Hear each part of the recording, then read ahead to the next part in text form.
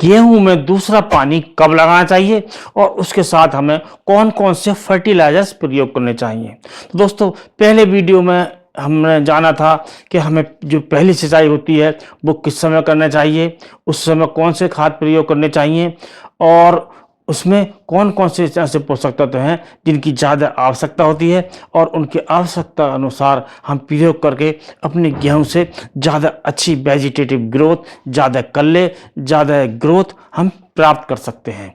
तो दोस्तों, आज का जो वीडियो है इसमें हम जानेंगे कि जब हम गेहूं की दूसरी सिंचाई करते हैं तो वो हमें कब करनी चाहिए और उसके साथ कौन कौन से फर्टिलाइजर्स प्रयोग करने चाहिए। तो दोस्तों, ये जो अवस्था होती है ये होती है 40 से 45 दिन की, 50 दिन भी आप मान सकते हैं। तो ये जो अवस्था होती है हमें दूसरी सिंचाई की होती है और दूसरी सिंचाई जब हम करते हैं तो उसके साथ हमें इस बात का ध्यान रखना चाहिए कि जो यूरिया हमारा बाकी बचा है, जो नाइट्रोजन बाकी बची है, तो इस समय वो नाइट्रोजन हमें पूरी ले लेनी चाहिए, चाहे 30 किलो हो, 25 किलो हो, चाहे 40 किलो भी हो, तो इस समय हमें उसे प्रयोग कर देना चाहिए। और जब हमने पहले सिंचाई की थी तो उस समय हमने प्रयोग किया था जिंक सल्फेट और किसी किसी किसान भाई ने सल्फर भी प्रयोग किया था।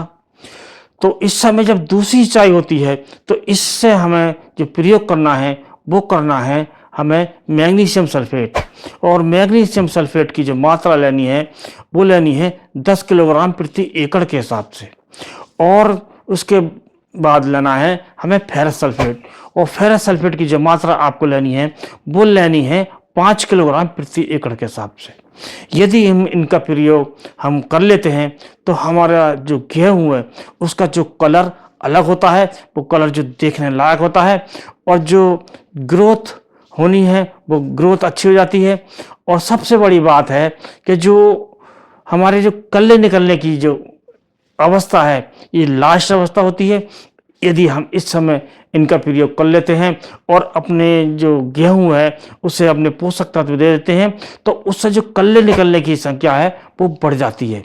यदि हम इस बार चूक गए, अभी नहीं तो कभी नहीं, और हम अगर चूक गए इस बार भी पोषक तत्व देने से तो हमारे जो कल्ले हैं वो कम निकलेंगे। दूसरी बात, जो कल्ले बाद में निकले भी तो वो उनकी जो मात्रा होगी वो कम होगी, और दूसरी बात ये कल्ले कुछ ऊंचे होंगे कुछ नीचे होंगे, और जो कल्ले ज़्यादा नीचे छोटे होंगे उन पर जो बालियां आएंगी वो बालियां या तो छोटी आएंगी या बालियां आएंगी नहीं, जिसका जो सीधा असर पड़ता है वो पड़ता है पैदावार पर।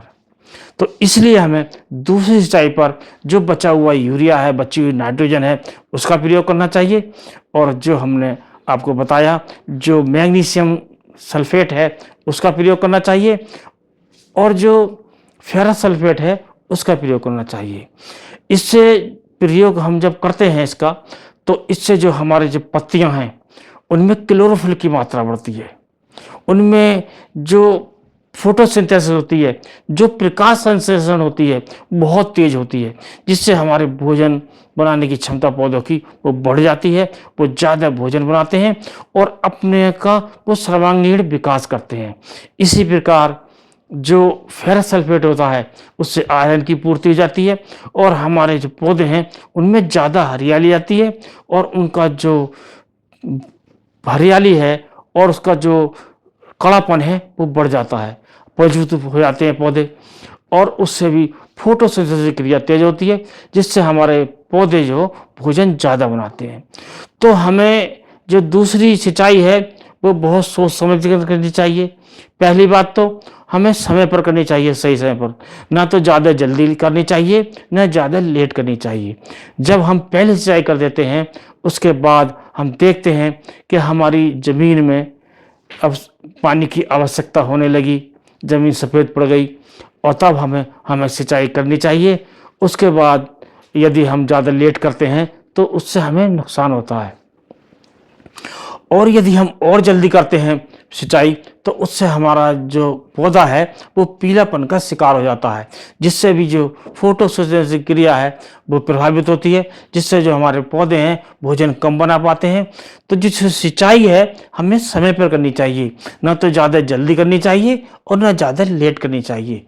और जब इन पोषक तत्वों का आप पूर्ति करेंगे तो आपका जो गेहूँ है अपना अच्छा विकास करेगा, उसमें जो तना है वो मजबूत होगा और जो पत्तियां हैं गहरे हरे रंग की होंगी और चौड़ी चौड़ी पत्तियां होंगी। इस प्रकार हम अपने गेहूं की फसल में जो यूरिया हमारा बचा होता है, यूरिया में मिलाकर जो मैग्नीशियम सल्फेट देते हैं, जो फेरस सल्फेट देते हैं, उसके प्रयोग करने से हमारे जो गेहूं की पत्तियां चौड़ी हो जाएंगी, उनमें गहरा हरापन आएगा, जिससे जो हमारी जो उपज है वो बढ़ेगी। यदि दोस्तों आज का वीडियो पसंद आया हो तो वीडियो को लाइक कीजिए, दोस्तों में शेयर कीजिए और इसी प्रकार के वीडियो चैनल पर देखने के लिए चैनल को सब्सक्राइब कीजिए। इसी के साथ इस वीडियो करते हैं समाप्त। अगले वीडियो नए टॉपिक के साथ फिर मिलते हैं, तब तक के लिए नमस्कार।